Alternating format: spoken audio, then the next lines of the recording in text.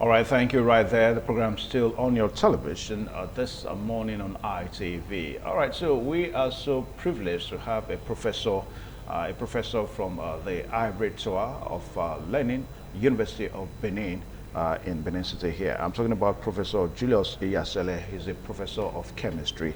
And we're going to be looking at technical glitches in examinations in Nigeria coping the tide. It seems to be a major thing now that has crept into our examination space in the country.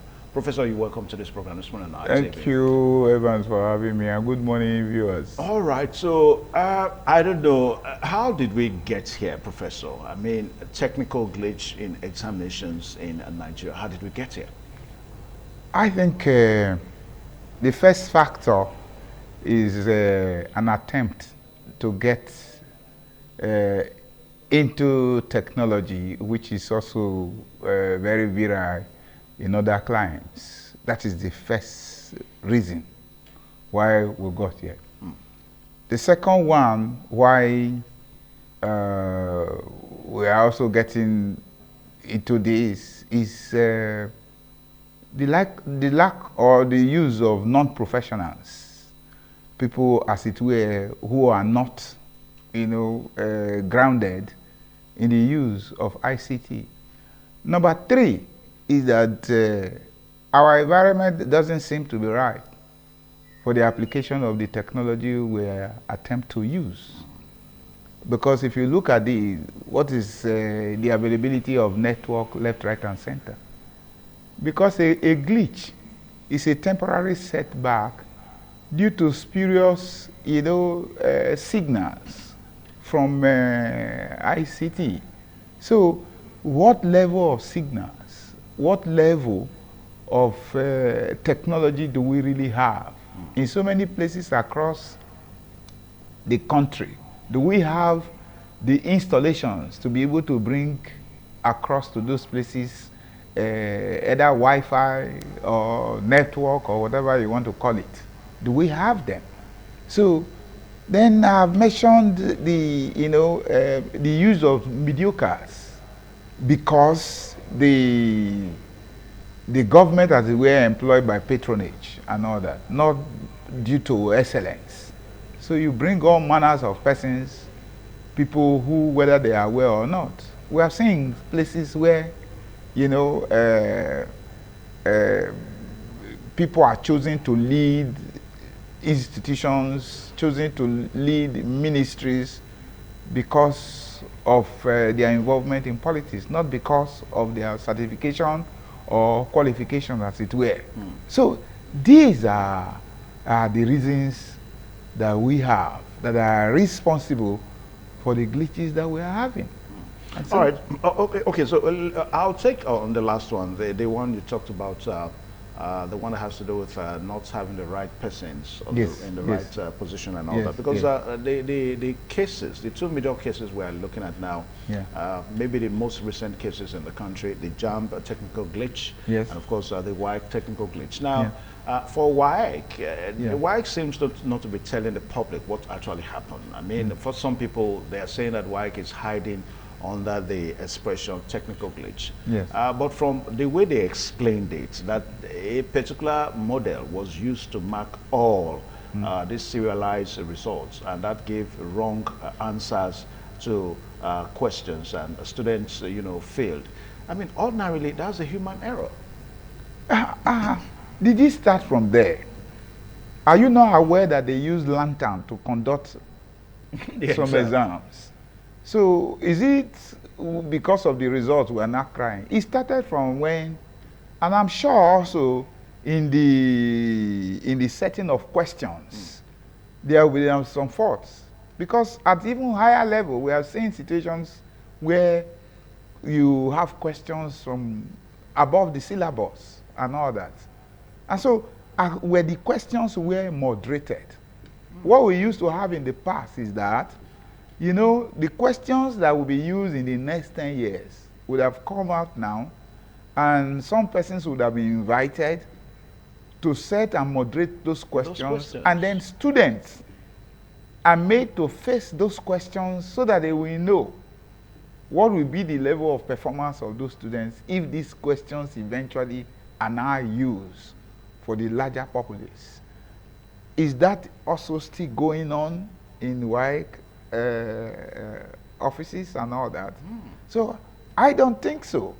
So you know. So you mean once upon a time we had a situation whereby you set questions, then you call on other bodies to actually estray those questions. The first is that the questions, you know, are they realistic? experienced teachers are invited to moderate those questions. You match those questions, you match them against the syllabus, so that you make sure that what is in your syllabus is what is on the question. Because somebody can just import questions. Maybe I've seen cases where you import questions from other climes, India, for instance, and all that, from textbooks written across the world. And then you just copy them. Our realization. Yes, copy them, and then you send it to students' exams. But that is not. People are invited to look at questions that have been set, moderated. We do all of that in the university. You understand? Questions are collated, and then they are moderated by senior persons, and then you look at it before you allow that those questions should go to students. Is that still going on in the WAEC office? After the moderation of those questions, the next thing is that students are invited, unknowing to them, to now face those questions in an exam. And then the percentage pass, or how they fared in the exam, is noted. And then when good, it is now stored in an archive, and used subsequently after some years. You understand? Yeah. That was what it was in the past.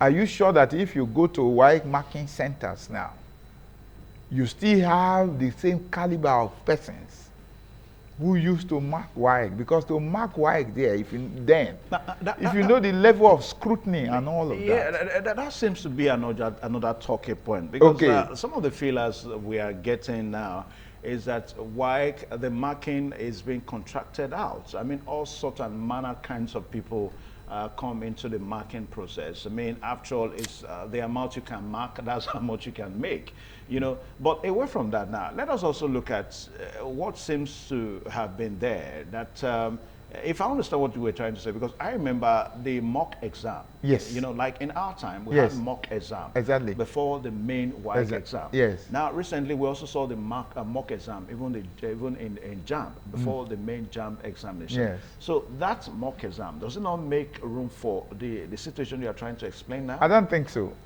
The mock exams are shortly before the main exam. The main exam. Yeah. So if care is not taken, it's just to warm up the students. Yeah, and also to also that's what I'm saying. It is not in control of the questions. Are those questions the questions that they are going to serve subsequently? Yeah, but the mock exam, the questions of the mock exam are also from the syllabus. That is what I'm saying. Are you sure that it's from the syllabus? How many persons have interacted? That means here, for instance, I'm trying to put you to task now, to even invite those who face these exams to now ask them. Otherwise, how will you have this level of undulation in the level of performance of students in our exams? Do you understand? It doesn't mean that the same teachers are no more teaching, or you no more have the same Nigerians facing the exam. Let me ask you, is Ghana facing this same technical glitch? I'm sorry to call the name of a country. Because WAEC means West Africa Examination Camp. Yeah. So it's across West Africa. Are other clients in West Africa, are they facing the same glitch? Are you sure that it is not a Nigerian thing? And all that. So like we are saying here is, what is the level of preparedness of, centers where these WAEC are written using ICT. Yeah.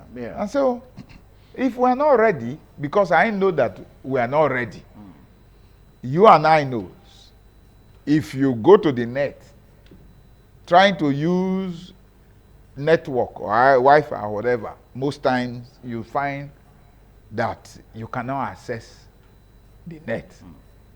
Even in areas where one expects that the net is supposed to be potent, very active.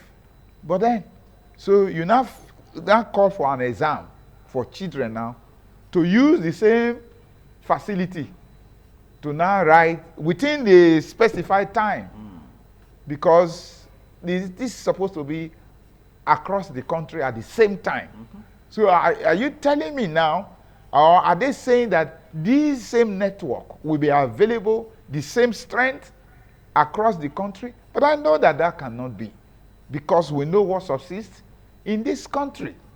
That is why my candidate, anyway, it's not here to provide advice, maybe until you ask me, because I just think that we don't seem to be ready with so many things in this country. That is okay. Let's look at the point where you mentioned human error to be responsible for the technical glitch. Now, yes, I wanted to speak more on the news making around that WIC contracts their marking, out. Like you rightly said, that you asked the question whether if WIC really has the amount of staff to mark their questions and all that. So the question I'm asking is, from where does WIC really need to look into, before they contract their marking out to outsiders? Cry the beloved country.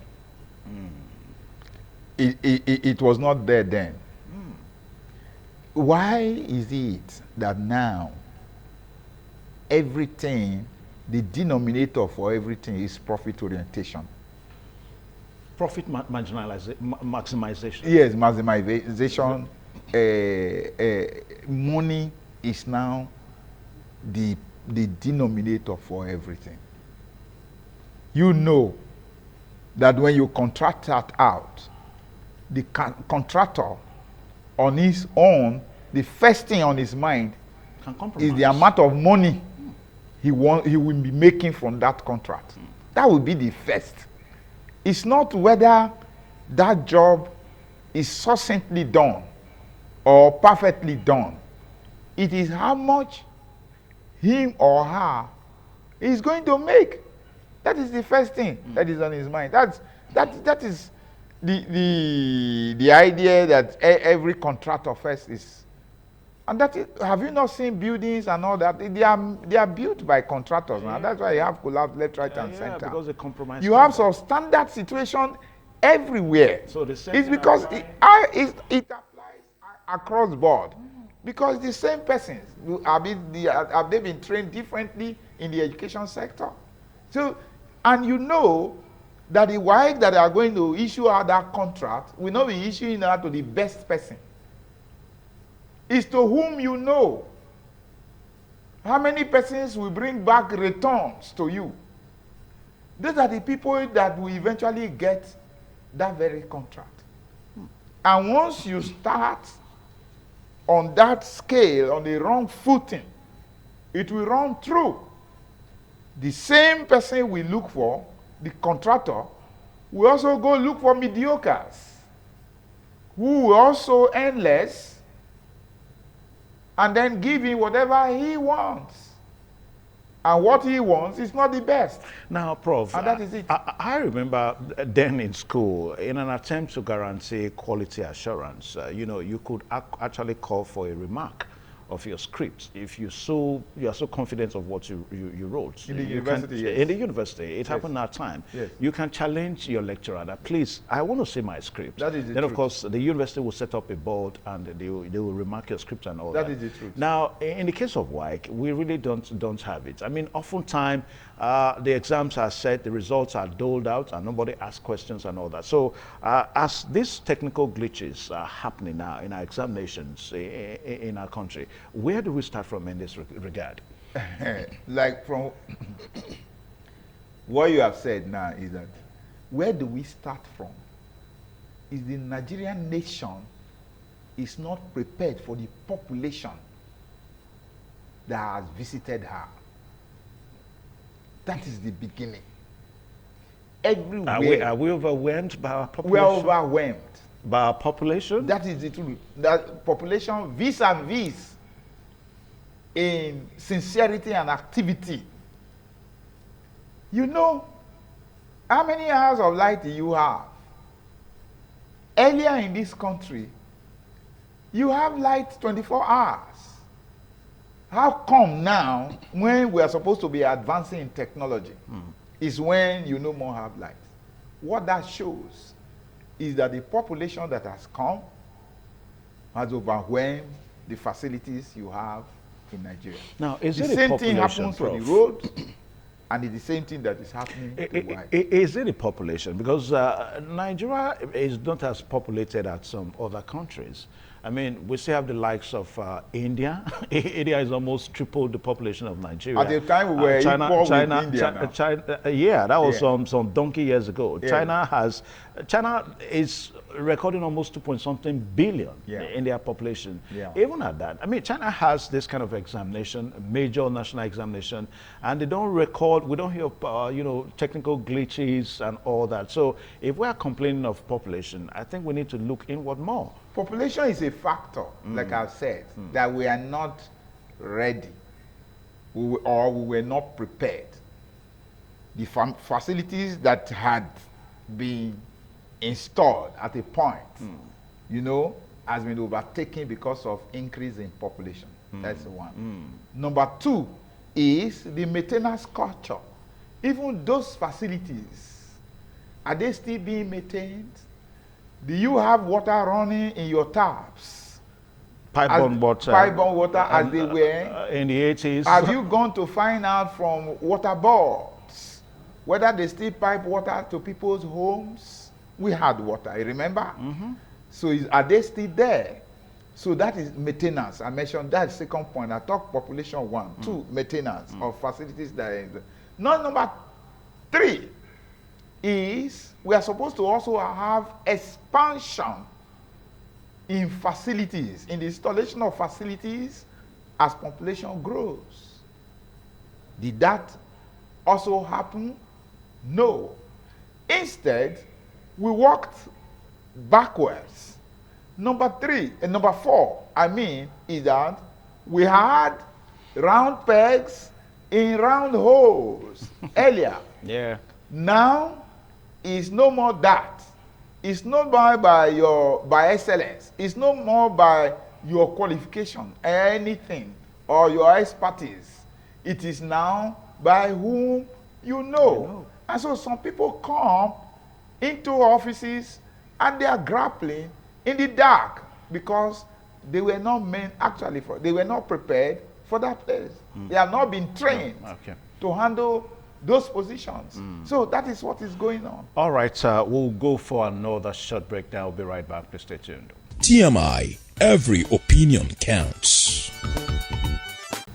All right, thanks for staying there. We still have Professor Julius Yasele here, and we are looking at issues around technical glitches in examinations in Nigeria and curbing the tide. Now, Prof, some of the suggestions, it may be funny though, but when we are faced with this kind of situation right now in the country, perhaps we may begin to also, you know, examine some suggestions that some persons are making, some analysts. Now, there are suggestions that Nigeria should concentrate less on expressing knowledge through writing, you know, that they should look at alternative ways of testing knowledge. Maybe examination may be done orally, because if you don't have, it's funny, I mean, because if you don't have knowledge written, you know, I mean, nobody will write, nobody will mark what you wrote and all that.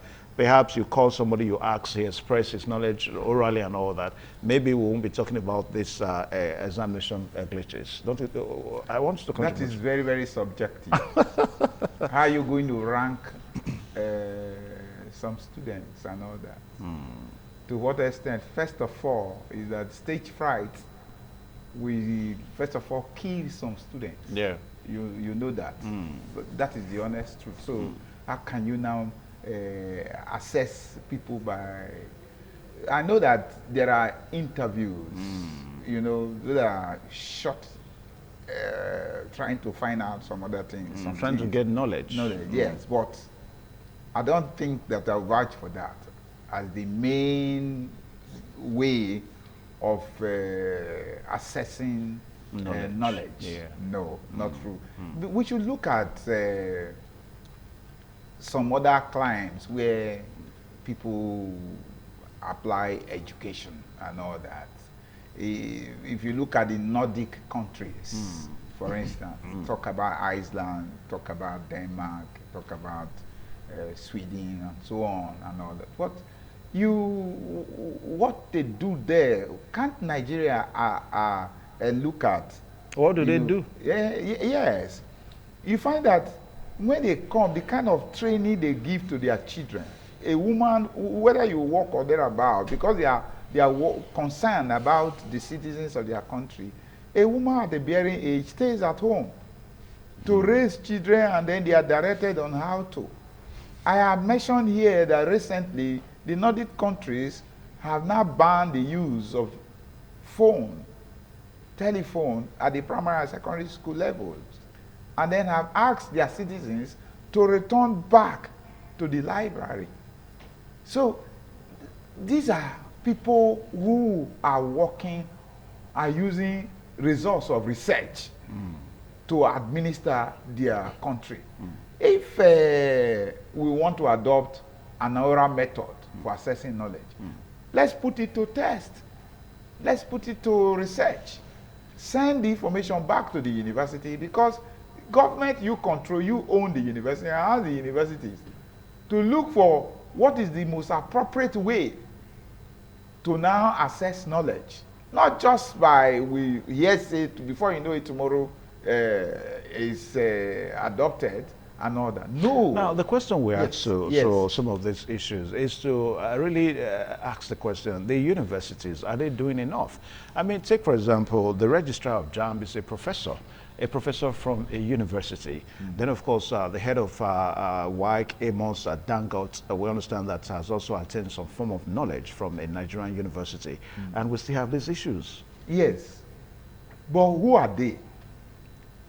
They are professors. There was then, when we were students at the University of Ife, one story came out of Senate. One Professor Nduka then, they say he stood up to speak in Senate and called, they say, Professor Casting, you know, from Oxford University, Professor this from Yale, Professor this from this, Professor this from this, and all other professors who went to school. He sent a message. Do you understand? Okay, so by the way these persons have been appointed to, the government go through the requisite platform to employ those people or appoint them into those offices. Number two is that what you do so that your appointees don't fail you is also to support them. You know, for instance, the university runs on committees. In committees, you have various eggheads sitting over an issue.